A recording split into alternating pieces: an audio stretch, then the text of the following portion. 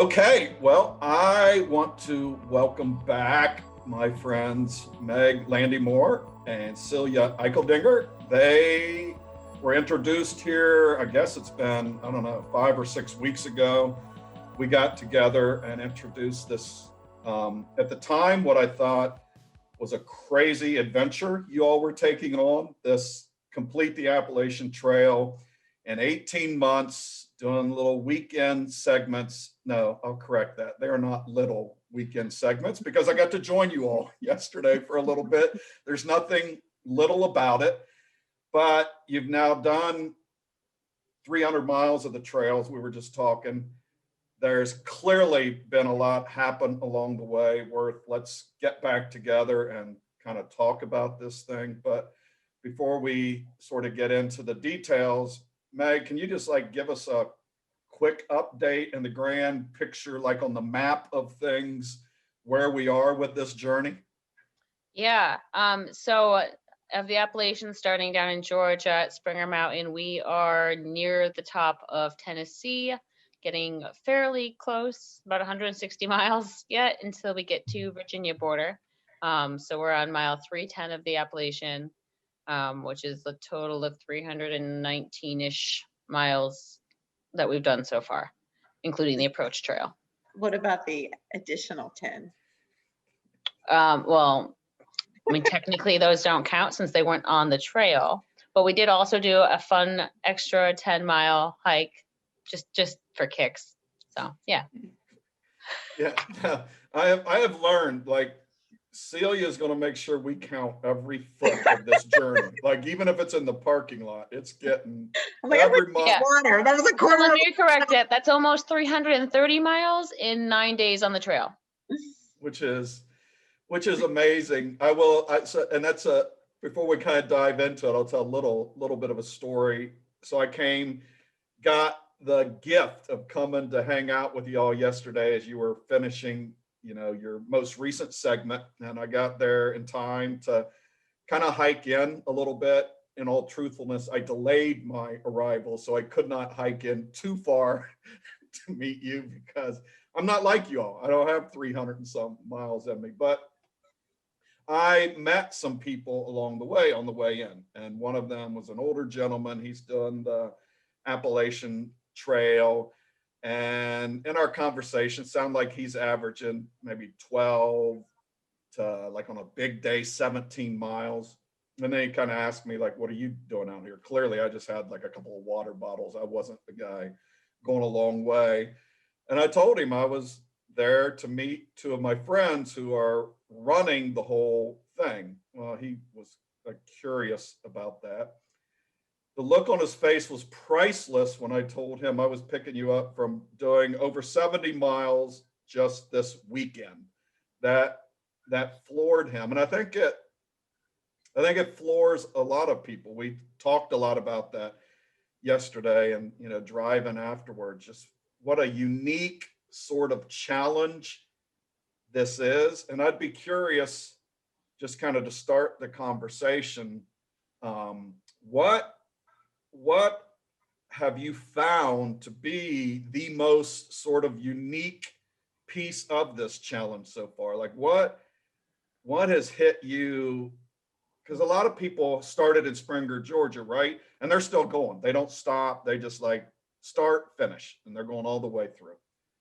You two, and we talked a lot about this yesterday, that I don't think a lot of people understand this variable you all have factored in: moms, jobs, flights, travel. I mean, yesterday, we drove an hour and a half to where your car was parked. Then you drove 3 hours home, then to the airport this morning. It floors me. So, but I want to hear from you. What has kind of been the unique piece of this challenge to you all so far? I mean, for me, the most unique part is trying to find that balance between us feeling like we're ultra runners. We want to push as hard as possible. We want to cover this as quick as possible.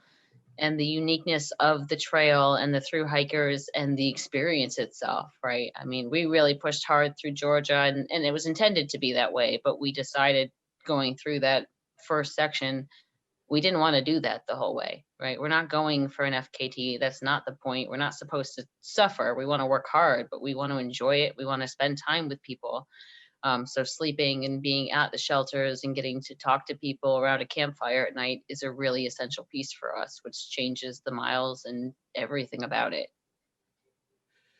Now, has that mindset evolved? Because it is, going back to how this all started, this idea kind of got planted in you when you were chasing a fastest known time. This got put on your hearts when you were trying to do something as fast as you could. Has that mindset changed then? And maybe Celia, I see you shaking. Can you? Yeah, I mean, when we first started, we started with the FKT website, and we were so inexperienced or not knowledgeable really about the AT, and we kind of like laid out our plan based on that. And then lo and behold, there's like a lot more miles than don't exist on the FKT website. And we're like, oh, but yeah, definitely that was a starting place. But as I think as Meg is hinting at, like the more time that we're out there, we can realize the richness of the potential experience if we can let go of the idea that we're just going to plow through the miles. Like we're going to get to meet people, we're going to spend time in shelters, we're going to spend time in hostels, we're going to notice the flowers. Like, I mean, this past weekend, because it was a shorter weekend, I mean, we pushed for sure, but I was actually able to look around and be like, wow, look at these beautiful flowers. This is like really amazing. And I observed in Meg, especially yesterday, like she was really happy to be out there and really looking around and talking about how wonderful the weather was. And you know, if we were just out there trying to go fast, I don't know that we would have those conversations. Yeah, and it's interesting. I think you kind of I would imagine that it's kind of tough to balance that, right? Like fast and take it all in. I mean, I would think that would be sort of a constant battle. At some point, you kind of gotta pick what we are. And to me, it sounds like you all are maybe closer now in the corner of enjoying it and taking it all in. I don't know. Would you agree with that?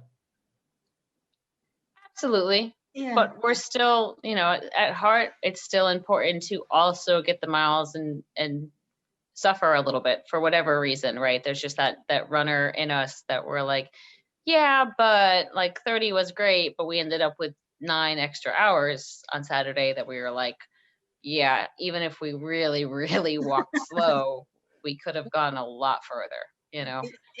Yeah, exactly. I mean, we had a great experience this past weekend, but we arrived in Hot Springs at like 1, and we're like, well, what do we do with all this time? Right. No, I think I think it's just an interesting piece of your all's story that'll be worth seeing how it continues to unfold, because you both are, I mean, well, I've known both of you a little bit even before yesterday, enough to know, and then certainly it got accentuated yesterday, you both have this competitive thing in you, and these competitive desires, right, sometimes can blind us to some other things going around. And to me, it's like this complete sort of juxtaposition, really. Like I was going to meet you all who have this competitive spirit, and like I was just dallying, like everybody I could talk to on the way. I would stop, taking pictures with them. I wanted to know their stories, and it was a completely like different sort of experience that was fascinating for me, really. Yeah. And I mean, I was just going to say, so when we do arrive at the shelter, and maybe we arrive at like 8 instead of 1, that was too early, but we get that because we sit around the campfire and we get a chance to talk to other people and get their stories. So I think we are kind of approaching a good balance for that. Yeah. After yesterday, I told my buddy that I was on the phone with last night, and I may have said this to you all yesterday. It's like I suddenly have this idea that like one of these years, I want to take a chair, like, and just find me a spot on the trail and just sit there. And everybody that comes by, I just want to ask, why are you out here? Like, why are you out here?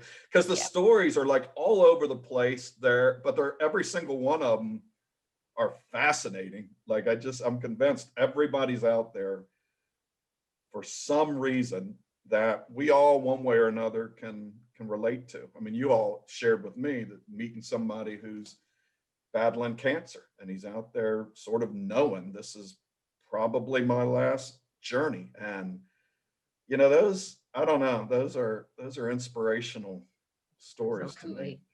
Yeah. One of the things I want to dive into, and this has fascinated me from the beginning too, everybody I crossed paths with yesterday, everybody was by themselves and just talking to them about their stories. And I didn't spend a lot of time, but enough to get this sort of idea. They were out there kind of dealing with something and they were dealing with it alone. But here you two are together and kind of wrestling your own life stuff, whatever it is, but you're in it together. And you've been out there enough to know when you're out there, and especially as the miles start to pile up, our stuff seems to come to surface a little easier. How has that been going? The relationship, Meg, Celia, long days. What's worked well with that, and what challenges? Because we talked in the first interview about things we might foresee coming. I'm just curious how it's I mean, I think they came up pretty quick. And I guess the hard part of it is having the guts to communicate. But I think we're both really good at like, no, we're stuck out here together. I need to open my damn mouth and say what I need to say. And we do. So, you know, we've talked about the pace differences or when one of us isn't feeling it versus is. And I mean, we've both delved into our headspace of like where that's coming from, right? Or different personalities or things that drive us all the time that just, you know, like I don't like to hike slow ever. It's not like this goal in particular. That's a hard thing for me. So having a slow day is very uncomfortable for me. Right. So, I mean, we've touched, I mean, I don't know, we've touched on so many different aspects of our lives. How about you, Yes. Celia? So I mean, I ebb and flow through the day.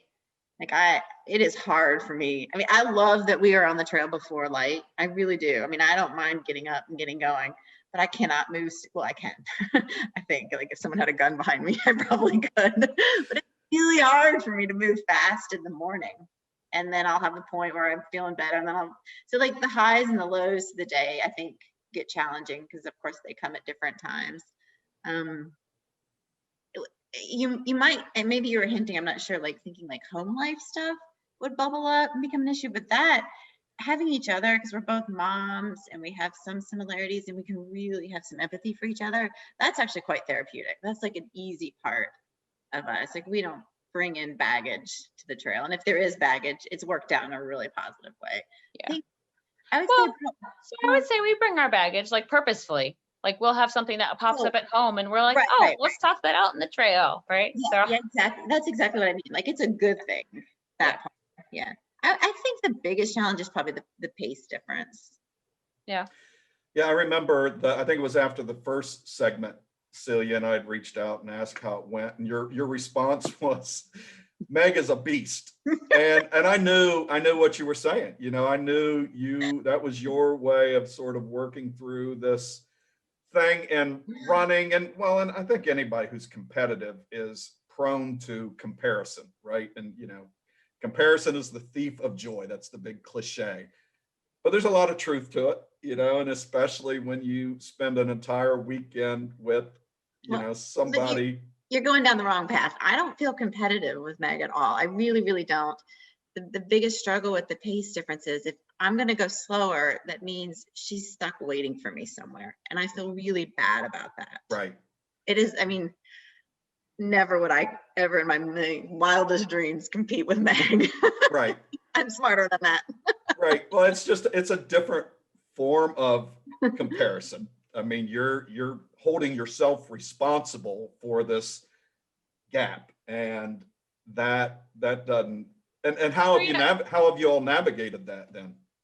So, I mean, it's been a constant ebb and flow for that too, right? I mean, Celia constantly tells me I can go ahead and whatnot, but I don't see any benefit to me pushing harder and getting anywhere faster, right? Like I'm like, no, I'm good.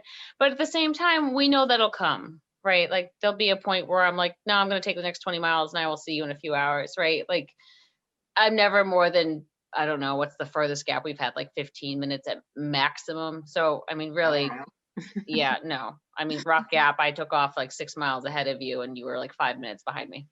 So there's not that big a pace difference. It just feels like it when you're like staying with somebody, and it is a constant pull and there's always somebody pushing and pulling. And so when we do separate a little bit, like we kind of do our own thing and we're not that different. But having that space is good. And, you know, we're getting more and more comfortable with it. So like I said, I think as we go, like, especially our next section, like if we break for 10 miles or whatever, it's fine. But I mean, it's been interesting. You know, it's been interesting. Like when we started, I didn't even think about our experience difference at all. I felt like Celia's training was so much better than mine. I was so afraid. And then as we kept going, I was like, oh, I've done this so many times that I'm sleepy. It's fine. Everything hurts. Like it didn't even faze me. And I was like, oh, this is a little unbalanced. Right. I want to follow up on something you said, Meg, and really kind of in the context of some of our conversation we had afterwards yesterday. And it was just the way you just said it. You have to have the guts to have the hard conversations. Yeah. And I shared with you yesterday, wrote a little bit about it this morning. Jenny Baker had talked to me at one time about this vulnerability that happens out on the trails. Like she said, that's the most meaningful thing that happens out there. And I told a buddy this morning that, you know, the first time she said that, I thought she was a kook. I'm like, what are you talking to me about trail running and vulnerability? What in God's name do they even have to do with each other? Clearly, I get that now. Like I'm 100%. And, you know, I think we had this conversation yesterday, sort of culturally. I think one of our big challenges we have is we don't have the guts to have the hard conversations with one another. I just curious about how that process has worked with you all out there. What sort of, and do you feel today like that's easier once you start getting the guts to have it the first time, the second time? Does that get easier to have those conversations? So for me, I mean, I feel it as a negative, right? Like if we're moving and I'm frustrated by something, I can feel it start to build. And I'm like, but I'm pretty self-aware. So I'm able to be like, okay, where is this coming from? And if it's like, man, I'm just frustrated that Celia's not moving faster right now, or like I feel really good. Like this is, I don't know, like unfair or something. I don't know where my brain goes. But right up, I generally stop that thought process. I'm like, okay, so what about you is making you have this trouble just going slower? Because, you know, it really doesn't matter at the end of the day if it took us 11 or 12 hours, it's the same damn thing, right? Like, what about me can't handle the fact that we're slowing down 0.2 miles per hour? And then I'm like, all right, let's talk through this. And, you know, I just force myself to get it out because what am I going to do? Let it make me pissed off for the entire thing? Like, what a waste of a day. Well, yes, but I would argue that's how a lot of people operate. I mean, what you just described obviously is like an ideal way to process interpersonal life. Right. I don't know that a lot of people, you know, do that. And I would ask you, Celia, like, so hearing her say that, and it's clear you all have had those conversations out there. How does that sit? How do you process that? Because I think a lot of this, and y'all talked about that in the beginning, was like growing as people. And I think communication is key to any of that. So how is that sort of sat in your corner? And do you feel like you have more guts to have hard conversations? So, and I've told this to Meg, like while we're having the conversations, like it's kind of cool to get into Meg's head and to know like what drives you and what you're thinking. And I think there was like a brief period when I was like, oh, I feel so bad about this. But then I was like, but it's really not my responsibility that Meg feels this way. And it's like really awesome that she's comfortable enough to tell me this, but it has really nothing to do with me. And so I can take it in and I can hear it and I can try and have some empathy. I really can't have that much because I don't have the level of drive that she has, but I can try to understand it. But it doesn't really upset me so much anymore because I can recognize that that's kind of her thing. I mean, just like the logistical aspect of it, of her like having to like literally sit on a log and wait, that's not so great. But like the way she feels, Don't think I've ever done. it's like I can't change that. Right. But like I'd say we both had our moments where like frustration comes out in our voices, but we're both civil about it. We're not like, what the hell is wrong with you? Right. Like it's just like, all right, so I'm a little, this is happening for me right now. And we hear each other. We're actually listening. And I think if we get to the point that we feel like we're bullying, we'll be like, listen, I will see you in a couple hours. I need to run away. Bye. Right.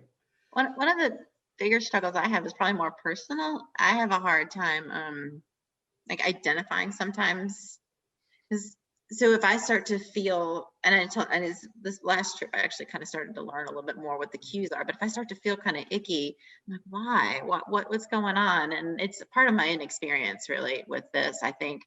And like one thing I learned this past trip was like when I'm really wanting to not be doing this, I probably need to eat, or maybe I need some caffeine, or maybe I need some water. But like that's kind of new for me to figure stuff like that out. And then another piece is if I'm starting to have some like hamstring pull or a calf pull, if I've in my mind, like if I vocalize that, I'm worried that it's going to get worse. Whereas if I just like ignore it, maybe it'll go away.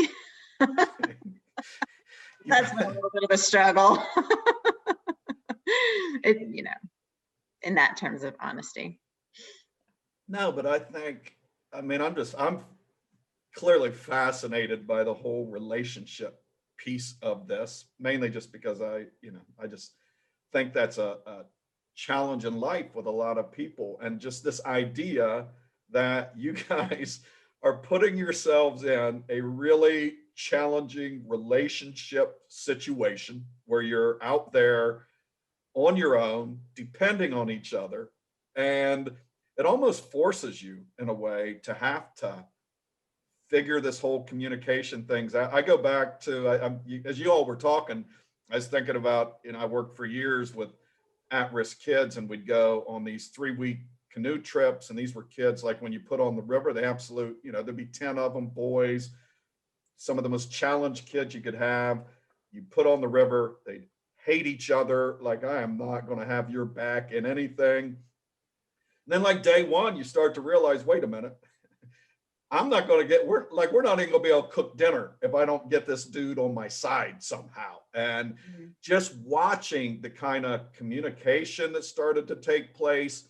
And even if one kid didn't like another, he got wise enough to realize if I say something that ticks him off, like, we're going to be dealing with this for an hour and I don't want to. So I just have to, at the very best, watch sort of my tongue. And clearly you all didn't start hating each other. As I said, we came in with a little bit of an advantage because we happen to really like each other.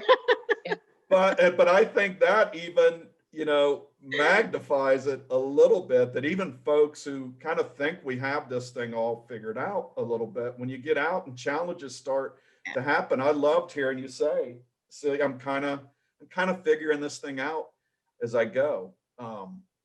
One other thing I want to follow up with you, Celia, you said it's kind of fun being able to get inside and tap into Meg's head. I'm curious what that means, why that's fascinating, why you even say that. I mean, can you imagine getting inside the head of somebody who like wins races? Like what makes that happen? That's a very special person.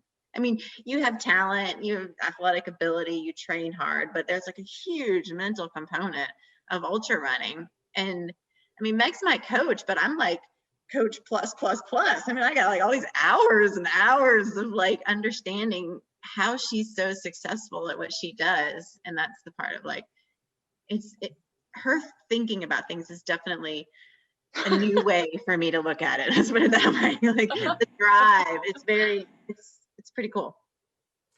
No, and I get it. Like, that's part of the reason I have these conversations. That's why I stop on a trail and ask a 67-year-old man, what are you doing out here? I mean, I'm just fascinated by people's minds. And again, just bigger picture stuff. I think that's one of the things that limits us as people. We too often get to thinking we know everything, which makes us less curious about what's happening in somebody else's mind. I mean, I get 100% what you're saying about Meg's mind. I'll never forget the first conversation we had. I became really, really curious about the way she thinks, but I'm that way. I think about, I mean, I'm equally curious about what's happening in your head, Celia, because you're coming at it from a different place, in many respects, a place very, very similar to where I would be coming from it. And so just getting to know how people navigate all sort of corners of life is, I think, a very cool thing. And I think that's one of the big lessons like you all are sharing with even people who aren't running. I think people who have, you know, relationship struggles, and just hear this conversation you all just had. Like sometimes that can happen in a daggone kitchen or in a living room, you know, Right. just this idea of this crazy concept of stopping, thinking about what this means, what's going on in me. And then on the other side, somebody be willing to say, I'm going to hear you out, but at the same time realize this probably isn't me. I mean, most things happen because battles happen because somebody verbalizes what's going on and the other person says this is all me, and then this just turns into, Right. so it's very cool to hear you all. Yeah, I Talk feel like about I'm finally learning how to relationship. Finally learning how to do that. No, but and to me, again, to beat the, you know, to beat the message, I think it's, I think at the core of that is this idea you all have put yourselves in a really challenging relationship situation. Yes, you came into it with a good, solid relationship, but there's a lot of good, solid relationships that would not survive 100+ mile weekends, not sleeping enough, not eating the stuff you want to eat, all of the, I mean, well, you know it better. You all know it better than me right now. I'm not even, I am out. So moving sort of on from that, although I can't promise we won't come back to the relationship piece. What outside of the relationship piece, what's been like the biggest struggle you all have encountered out there, just in the physical pulling this thing off? What's been the biggest challenge you've faced? I'll let you take that one. Okay, geez. So you mean like our bodies physically? Yeah, just, I mean, the trail, the daily climbs, what's So for me, and I hate to keep belaboring this point, but I think it does again come back to a lack of experience. Like when I get a little ache or like something, I know I've only done this 3 times, but like it feels like each time I get off the trail, it's like, oh, well, this feels better, but now this hurts. So I have a little bit of constant like, what's going to hurt next? And so that's probably been my biggest struggle. I mean, it's like my body doesn't feel tired. I feel like I can go until my Achilles hurts, my calf hurts, my hamstring hurts, you know, whatever is going to pop up. And then it gets kind of nerve wracking. And it's partially the way that we have it set up. I don't have 6 weeks to recover from an injury. So something that may be on like the pain scale of like a 3 or a 4, which isn't a huge deal, like anybody probably can move through that. If it gets up to like a 5 or a 6, and now all of a sudden I need a 6-week recovery, I derail the whole project, and that's pretty crappy. So that's very stressful for me. Yeah. And I don't really know well enough with this kind of mileage when something's going to stay at a 3 or a 4 pain level, and when it's going to all of a sudden turn over to something. And there's no way to know. And maybe, Right? yeah. I mean, there's not. So, I mean, I don't know. I certainly have the same fear. My body has done really well and actually in less pain than I have been for years doing this, which is like, you know, I consider this like my gap couple of years from racing, and I don't really know what I have planned after, because I don't have foot pain for the first time in like 10 years. I feel really good. So I'm like, there's something to this, you know, and I'm not pushing as hard as possible, and it's definitely different. I mean, for me, it's not so physical. The mental is really the hardest, is again, right, if one of us gets injured, then derailing the project by a few weeks, which up front isn't the stressful part, but even like dropping our miles, for me, the stressful part is that we now brought this into Souls for Souls and shared this as this sort of timeline, which of course we've always known was flexible, right? We were like, if this takes us 3 or 4 years, that's fine. But when we're like, oh man, are we gonna drag people around this fundraiser for 3 to 4 years? Like, that just gets hard and old, and so that part is hard, and the continued time away from family.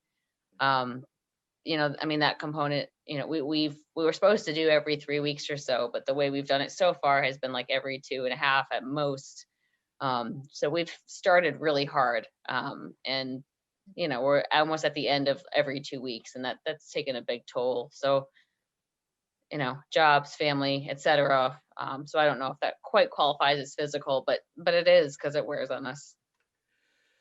No, and it absolutely does. I mean, and again, we talked about that pretty at length yesterday, just sort of the logistical and just the different challenges involved with doing it this way that somebody doesn't have, who just going to start and going to finish. Not that either is easy.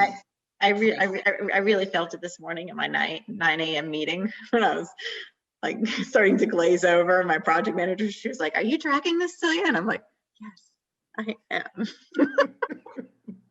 What'd she say? Yeah, right. No, but that is a piece of it. You kind of have to come back and I didn't run 30 some miles yesterday, and I felt it this morning. Just yeah, sorry, Celia, sorry.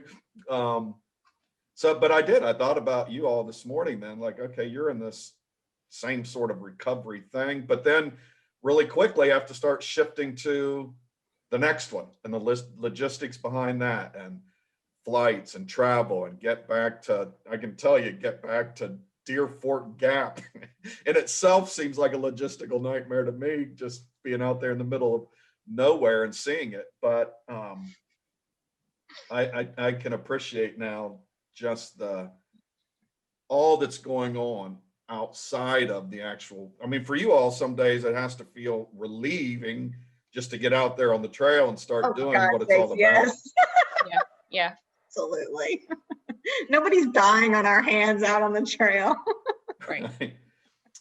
So on the flip side, then, what has been like the coolest thing that you have encountered out there that maybe you didn't see? I mean, you both anticipated some fulfillment in this and some growth in this, but like, what's one of the coolest things you've seen out there that maybe you didn't anticipate?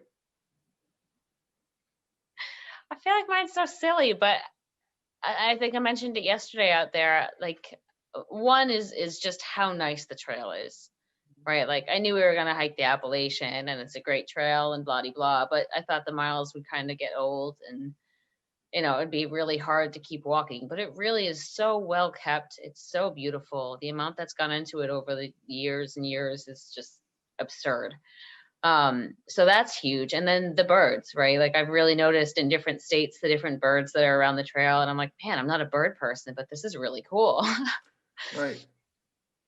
So, No, yeah. I don't think that's silly at all. For me, I think it's been the people that I've kind of watched and observed, and then at the shelters and the hostels, and just there's quite a variety. Right. And that's been cool, definitely. Yeah. And I mean, I guess I experienced that yesterday too. Yeah. I mean, just seeing the people out there and just knowing that they all have sort of something different going on. I mean, I'd love to ask them all of them the same question. What's the coolest thing you've encountered out there? Maggie made me think of, my buddy Gene Dykes, who he said he would choose the trails anytime. If, like he said, he runs all these different things, marathon, 5K, 200-mile races. He just does it all. And so I asked, if you could only choose one, what would it be? And he said it would be the trails, because you can run the same stretch of trail every day and will always be something different. And he actually mentioned the birds will even sound different from one day to the next. How much time do y'all have? Like, I think that's another thing, like running, how much time do you have to be present in different sort of spaces on the trail to even notice some of this stuff and to take time to sort of be purposeful, present, and to soak in a particular scene or a particular moment? Well, we're not running the whole thing. I mean, we're trekking. We're ultra running. We're power hiking. Right. Yeah. We run a few steps here and there. I mean, running happens. Occasionally, a few steps. But I mean, I would say, now that you mention it and say it that way, it's interesting. I think that's actually the relief of the starting before dawn, is that when we start at 4 o'clock in the morning and we can't see and can't hear, it's a relief from all of that input that we are excited to observe and take in all day. But it's a lot, right? Like for your brain, not on like a human level, it's great, but you're processing all of that all day, along with like, well, what are my cues? Am I hungry? Am I tired? Do I hate this? Do I love this? Right? Like it's a lot going on for a human brain.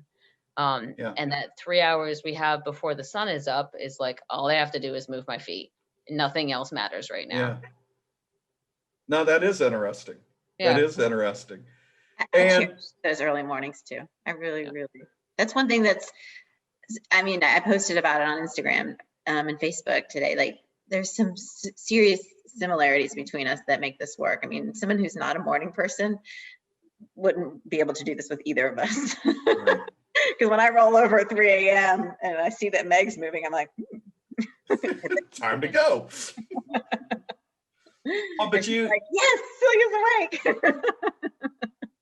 but and you said something, Celia, and I was just sitting here thinking, so like, I would call myself very loosely an ultra runner. Now I could never keep up with either one of you, but the thing is, like when you're out, so I did this race a couple of weeks ago and it was a 50K. And so I was out and there was a time limit. And I knew for me, it would be a challenge to come in ahead of it. And so even though I wasn't going fast, I mean, I was pushing myself as fast as I could go, which meant, my whole mindset was and moving ahead. And it was a loop race. And I remember on the last loop, when I knew that there were two things I knew. One, I was going to be able to beat the time limit. And two, I didn't have another running step in me. Like I just knew this 6-mile loop is going to be like just crawling. But I remember in that loop, discovering just how beautiful this place was we'd run in all day, because I was no longer worried about getting ahead and no longer pushing I was out of ultra mode and really just took the opportunity to take it in. And it all looked completely like that was the 6th lap or the 5th lap. I don't remember. But So this was a big thing that, like, and I shared this with Celia sometime over the weekend. I spent a lot of time like reading like Alex Hutchinson's book, Endure, and going into the science of endurance sports. And it really clicked for me. I can't remember if I read the book before or after Georgia Jewel 2018, right, with my great run and all that. But something that morning, like I very distinctly remember, and this is like, the write-up I did in whatever, 2019, or I don't know what year it was anymore. Maybe 2020? Last year. Yeah. Last year? Okay. Yeah. So, it was that same moment. It was a very distinct moment where it occurred to me, like the being present, and it's being present with your surroundings and with yourself and holding on to that, right? We let go of that when we get fatigued. And that's when we don't feel like eating anymore. Or actually, I really don't want to do this. And I'm not even sure why I signed up for this stupid race in the first place, right? And what are we doing out here? What is the actual reason that we're doing this, right? I mean, we lose focus, and that's when things really start to fall apart. So part of the training is being able to refocus and refigure it out.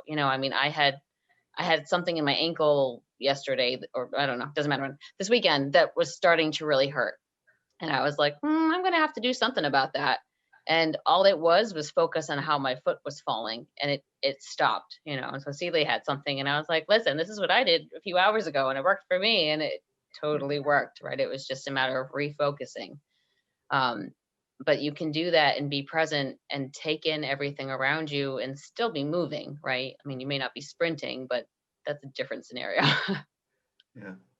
Yeah. No. I think actually, I mean, Megan and I this weekend spent a lot of time talking about our surroundings. I think we actually do, because we are really not, I mean, we're not putting down 8-minute miles. Let's Right. be real. So, I mean, we do have opportunity to look around and observe and notice. I mean, I'm still doing backflips over the flowers and everything that we saw. I mean, it was just really beautiful this weekend. No, well, like I have a camera full of pictures. Like I was doing like 40-minute miles coming to get you all because I was chatting and snapping pictures. But I did. I thought, man, what a journey it is out there. And I'd be curious too to talk with people who are through hiking. Even in their minds, I wonder how much it gets, because even though they're not ultra runners and not trying to go as fast as you all are, putting in the kind of miles you are. I mean, for them, I imagine at their level, there's still a lot of push and wanting to get through in 3 months, 4 months, whatever it is. And, I do wonder this idea of presence out there, how that impacts I mean, it's them so as well. easy. I mean, we had a lot of really nice running, and then, we told you as soon as we saw you, we had these ridiculous boulders. And at that point, of course, we were exhausted and it was hot out, and it was so easy to be like, oh my God, I can't Right. believe this is sitting here in front of me. But I was really excited. I was like, hey, it's something different. Now we're climbing up some boulders. This is cool. We hadn't done this yet today. Right. No, that's got to be the fascinating part. They were beautiful. I will say that. I was not thrilled with them, but they were beautiful. Yeah, and that's got to be the fascinating part of it. Just the ever changing environment. We laughed yesterday, like just coming to pick you all up and taking you back to your car. Like I was in 3 states. Like I looked up and saw the exit to Asheville, North Carolina. I'm like, where are we? Like, I mean, you're in some very cool places. Talking about focus, like, so now y'all have done three segments, 4th longer one coming up soon. I mean, it's like, is your mindset, like we're more fired up than ever about this thing? Or is there any part of you that like is tired and thinking, what are we doing? I mean, I'm just curious. I was very fired up for Georgia. Like it was, because I'd already done it. Like I knew it, I'd practiced it. It's my home state. Like it was really, I had a lot of fire for that. I don't have that. I honestly don't. I'm tired. I'm excited. I'm curious to see what 190 miles is going to feel like. I love that, me and Miles thing. So that I'm really fired up about, but I'm also a little terrified. And part of it is like, I kind of know. Like I had no clue before Right. Georgia. I'm like, oh, no problem. Right. Wait, yeah, but maybe this is a problem. Right. Like, I'm a little nervous for sure, but I'm also curious again. I always come back to that. Curious to how it goes and hopeful that it's going to be amazing. I think it will be. It's going to be a great story. It'll be, Yeah. no doubt there will be an incredible story at the end. Yeah. No, I'm fairly terrified for doing our 5 days, and less about our ability than just the logistics of it coming together, weather, sleep. It's not whether or not we can do it. Do we get to enjoy it, or is it really going to be this gritty struggle that we're like, that does bring us to the point of like, why are we doing this again? Right. So I don't know. I've for some reason, I've just, since the Smokies and everything else, I don't want to be in North Carolina and Tennessee anymore. It's absolutely gorgeous and I appreciate it, but I'm really excited to get to Virginia because I went to college there, and then we're, hitting Maryland where I live. And then I grew up in Connecticut, so everything in between, and I went to school in Jersey. So I'm like, I want to go to all these places that I've spent over the years of my life, and I want to be on that trail. And that, gets me all the way up through Mass before I'm like, I don't know what I think about that yet, but I don't have to worry about it yet. Right. So I don't know, I'm pretty excited. Yeah, no, I just asked because again, just that runner mentality, like, and just even ultra races that I've signed up for, like when you register for it, it's like, oh man, I'm fired up about this thing. And even like when you get out there, the first 3 or 4 miles, it's like, oh, it's pretty cool. Like so, but then in the right. end, it's like, the only thing that gets me through when I get through is like, I'm not quitting. I just refuse to, the excitement's gone, but then this sort of, And knowing that you're done for a while, right? Like yes, you have yes, recovery. That's yes. the big piece. This is pretty relentless. I don't think I realized that piece when we first started talking about this, like how it, yeah. And Yeah. and that's what I've said, and not draw maybe a parallel where there isn't one, but in this conversation, it's sort of a parallel. I've always said I could never do one of those backyard ultras because I just can't do the whole stop, start.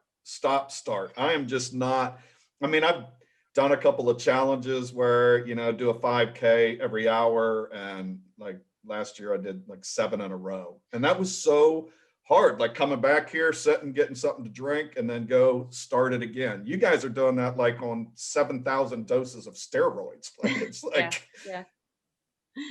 And I mean, a lot of that comes down to experience and practice, I guess. Like I say that with hesitation, but I mean, I know like I've always had people that raced a lot more than me. And I'm always like, how do you do it? Because it takes so much mentally out of me that I'm just done after. Like I have no interest in being uncomfortable again for months, right? When I get back from Georgia Jewel, you better believe I'm like wrapped in air conditioning for at least 4 weeks, right? Right up until fall. Cause I'm like, no, I was so hot for that 24 hours. I don't ever want to be hot again. right. Right. And same thing with the cold race. When I do something in October, I'm like, put the house up, the heat up, everything. I'm not being cold. You can't make me suffer.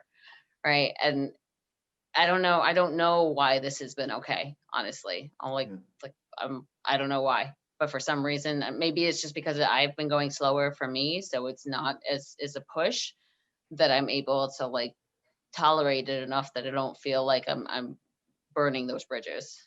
Yeah. I think also because our race, like mentally, is the whole thing. Like we know we're not done. Right. And Meg, you've said so many times, and it's really true. I'm starting to believe you now. There's always a little bit more in you. And so, I mean, we just know the next segment's in us. Yeah. Terrifyingly enough, but it's in there. It'll be there, and then the next until it's completely done. But it's something we have to keep track of, right? Like sharing the mental fatigue, that's a big deal because the mental fatigue is usually the first sign of like physical stuff, right? Like it takes, we've talked about it takes about 4 to 6 weeks to adapt to anything that you've put in. If you did that tempo workout last week, it didn't do crap for you yet. It takes 4 to 6 weeks for your body to learn something. We are about 5.5 weeks into this, right? So we're only now starting to have the true fatigue of all of this building up. And there's the potential that in a month from now, instead of feeling stronger, we feel trashed. And we're like, man, I do not have energy to get out of bed. And then we have to reevaluate, right? Do we need to take a couple months off and slow down? Or like, what do we do? Mm-hmm. But, so a lot of this is as we go, we figure it out. Yeah. How much does her experience and that maturity in terms of running help, Celia, in terms of your confidence? It's tremendous. I mean, I rely on Meg a lot for that. And even especially out on the trail when I'm like, and she can give me a pep talk. I mean, it's a very fortunate situation that I get to be in, really. And I'm curious, Celia, if I were to ask you, like, a few hundred miles into this thing, are you most proud of where you've come physically? Because I mean, that's what you all have undertaken so far is incredibly an accomplished physical achievement. Or mentally, are you more proud of where you've come with your mindset and the way you've pushed through some hard times? Both. I don't think you can pull them apart. It's definitely both. I mean, never in a million years did I think that I would have like 146-mile week like we did before, and now we're looking at 190-mile week, and that I'm like, maybe we can make that 200. Like never in a million years did I think that would ever be possible. But I mean, no, mentally is a huge component that I would even consider doing that. And then there's learning about relationships and finally being able to communicate in a really open and honest way with somebody. I mean, it's a lot to it. Yeah. No, and go ahead, Meg. I agree with Celia 100%. And I was just going to add, I mean, for me, it's the biggest thing is probably this interpersonal working, right? Really like, I'm always, I don't know, I'm only 34. I'm still working on my identity. I don't know what I want to be when I grow up, right? Like, Right. I'm this ultra runner, and that's what I'm supposed to do because I'm so fast and I've won some stuff, and maybe I could be really good one day, except that I have all this chronic pain and all these things that actually make running and racing really suck, to be honest. And I've spent years going back and forth now of like, well, maybe I should just quit and find something else. But what do I do? This is what drives me, right? And we spent the first two of this, like, that was, it went back and forth. Well, are we runners or are we hikers? So what do we call ourselves? We don't fit in a group. And we don't. And I'm starting to be okay with just whatever this, I don't know what I would define myself as now, but it's developing its own thing. And I like that. Yeah, and I ask that because I just, again, I'm sort of living this journey through you all, and I try to better understand it. I look through it a lot of times through the, lens of my own sort of running journey. And I just look back on like the first couple of times I attempted to run ultras and I quit, I couldn't do it. But I look, when I played those back, I realized, no, I could have done it. Right. It was a mental thing with me. There was one or two where it was, maybe physically, but like last weekend or 2 weekends ago, when I finished my second ultra in 2 weeks, for me, I didn't even think about like, wow, I just ran 31 miles again. It was all like, man, I'm getting like, my first thought when I finished was, I just did that whole thing and not once did I think about quitting. That was the grand accomplishment I took away. And I guess that's, for me, that's what, like when I look back on, my 7 years of running, it's all like, clearly lost weight. I can run more miles than I ever have, but it's like, I'm a completely different thinker. I see people different. I evaluate my life and the world different. And I can't even imagine then what happens when you're out there doing something like that. That's kind of where that question came from. So we're still evolving for sure. Yeah. I've been doing this. I don't know how long I've been running anymore, but running in general for like 20 something years, and ultra running for 10ish. And that 50 mile last year at Georgia Jewel was the first time I've ever finished a race and could say, like, I really did leave everything out there. Yeah. That's never happened to me before. Yeah. And I'm like, wow, I didn't like being able to actually push to the finish line and like for a 50 mile run. I was like, wow, all right, reevaluate where I thought I was because I'm past that point. So it's interesting. And now we're way past that point. I don't know what we're doing. Right. So just to wrap it up a little bit, and looking at it now, 3 segments in, like you all got fired up about going out and doing this thing. Like you had these dreams, and I can only imagine the early conversations or text messages back and forth when you were pumping yourselves up about this. 3 segments into it, has it lived up to what you all hoped that it would be, or where do you evaluate that? I think it's been better. We've had struggles and I've had aches and pains that make me nervous, but I don't know. I never had the thought, like I always wanted to hike the AT. I've done plenty of hiking. I hiked it all through college, but I don't know. It's awesome. I love it. And to get to do that with Meg is great. It's been probably better than I thought it would be. Hard, but better. Yeah, it's been really good. It's been really good. I don't know. It's been enjoyable, and I'm still excited. I don't know that. I'm not very big on expectations, so I go into it very open with, I feel like we're always both prepping for like summer, right? We know we're going to get caught in some pretty awesome thunderstorms at some point. There's going to be moments that really suck. Like this weekend, for example, we had sunny 70-degree weather. It couldn't have been more perfect. Perfect weather. For us, we like the heat. Yeah. But I hope people who listen to this will really make this a takeaway from you all, because one theme, like I'm taking away from the first conversation and this one, is how forward thinking you all are. like the first conversation, you talked a lot about anticipating some of the relationship struggles. And I remember you talking about, well, that we may have to get some space. We are going to have to be willing to have hard conversations. Like you were talking about doing that before the challenge ever came. Now, today you've mentioned weather challenges coming. You've mentioned logistic challenges coming, and just this whole visualizing those, if you're, a visualizer, or just this idea of like giving some thought ahead of time. So whatever it is, we have no control over everything in life, obviously. But there are some there are some things like that we're capable of, like you're talking about. Summertime. That's all. I will say that's Meg. Meg is really good at that aspect. She'll be like, well, what about? I'm like, oh, I didn't even think about that. But how much do you find yourself becoming more like that then? I'm curious if you're out there with her and there's always sort of this. This is like a good and a bad thing about me. When I find that someone's good at something, I'm really going to be like, awesome. I'm not going to worry it's about all it. yours. It's your baby. Which is fine. It's like my OCD to think through different outcomes. So it's great. Oh, cool. Okay.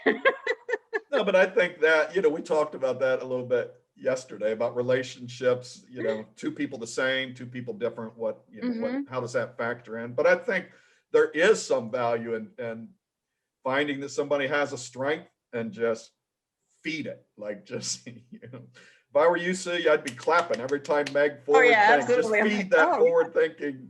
Totally. And other stuff, right? Celia is awesome at things that I'm really awful at. And I've written her and I'm like, I need your help. I can't do this by myself. Right. Right. So then in terms of how it's, shaped up so far, what's your big hope then as it changed? Does any of your hope change going forward as you look at the next 2 or 3 segments? What do you hope to see happen there? I hope that my body stops acting up. I hope eventually I'll work through all the little issues and there'll be like nothing left. Right. I'll just be a machine. Yeah. I can't wait to follow up on that one here in a couple months. We can always hope. Yes. All I've got to go on is I got up this morning and I'm like, what am I so sore for? And then I realized, I did 6 miles on that trail yesterday, all hiking, no running, but which was a good place of comparison for me with what you all are doing every day while you're out there. Meg, you got a big picture looking ahead, or is it all just keep one step? Just one step. Yeah. I don't know. I don't have a big one. I don't know. Like I keep saying, I'm just in it for the story. I have no idea. Yeah. How would you start? I hope we get better at sharing the Souls for Souls story. That component and like fundraising is definitely hard for us. But it's a story worth sharing, and I hope we get kind of better about doing it on the trail a little bit, and bringing that story to life. And I checked the other day, I think, what have you have a fundraising goal of $25,000.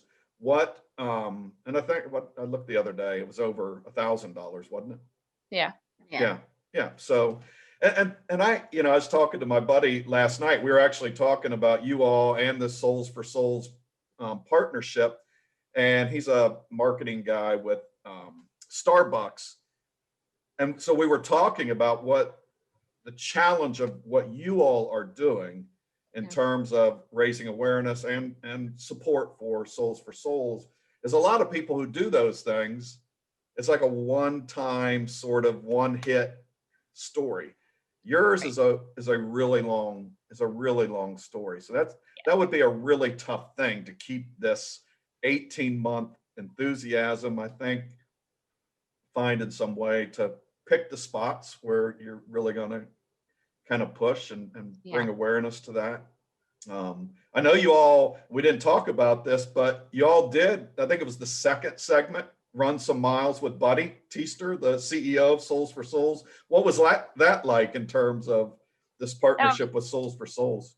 That was amazing. Because I know that, you read their website and you get a lot of information, but there's still like, well, what exactly happens? How does it exactly work? And getting to pick his brain on that, I mean, it's refreshing, right? I mean, now I 100% understand where you're coming from. And you're like, I love this organization. I love this guy. Like, I was like, oh, now I get it. And now I can share this.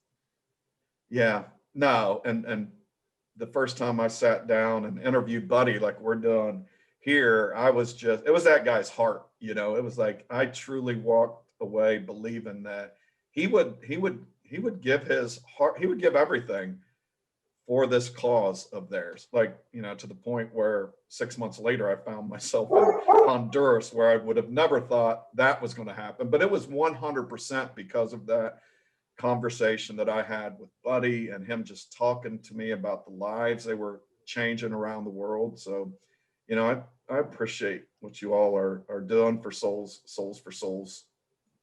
And we'll keep pushing that for sure. Any final thoughts or anything you want to share to potential AT trail, AT hikers or ultra runners, or just anything you want to share about your story that may touch somebody else? I mean, it's almost cliche, but like if you want to do something, you should just start doing it. Yeah, I definitely. mean, even if you can't finish, or even if you, don't think you can, you should just start. That just sparks a little point in my mind. Like we've shared the way we're doing this with so many people, and at first it was definitely kind of like, it was hard to be, so we're doing it this way and our packs aren't as heavy. Like we felt inferior, at least I did. But the cool part about the trail and everybody on the trail, they're like, wow, that's really amazing. You're making it work for you. And I think that is like a really big takeaway. Like figure out what it is you want to do. Yeah. Make it work for you, and don't worry about how someone else, it's obvious. Right. And that's everything. I don't care if it's trail, I don't care if it's your nutrition, I don't care if it's your sleep. Like, it doesn't have to be the way someone else does it. Yeah. And it's so obvious and everybody says it, but really, I mean, your way is just as good as someone else's. Yeah. And just this, I mean, you all inspire me because you had an idea and then you did it. Right. And I just think there's so many people out there that get stuck in idea, get stuck in wishing. I had originally planned, I was running a race down there near you all this weekend. And for a lot of reasons that just didn't happen. And so then in my mind, I'm like, oh my God, now I got to drive 6 hours down there to meet them and go hike and come back. And like, there was no part of me, like I had friends down there, I could have called them and got them to help you all out. But there was no part of me that wanted to miss out for a second on what you all were doing. And I told somebody that yesterday. It's like, that was like the best investment of a day for two reasons. One, like walking in those woods, talking to like real people. It was therapeutic for me. And then when you get inside and get to experience and just be inside somebody else's dream when they're making it come true, well, then you drive 6 hours home and you're like, oh, what dreams do I have? Like I'm going to keep, there's something really, really inspiring about that. And I don't think we do enough of it. So when you can invest your day in either pursuing your dream or go hanging out in somebody else's, there was something really powerful. There was like, yesterday was a dream for me. So I'm grateful that I got to hang out with y'all. You're doing incredible stuff. I'm proud of you. It's unbelievable to me, and I can't wait to keep sharing your story. Y'all rock. Thank you so much.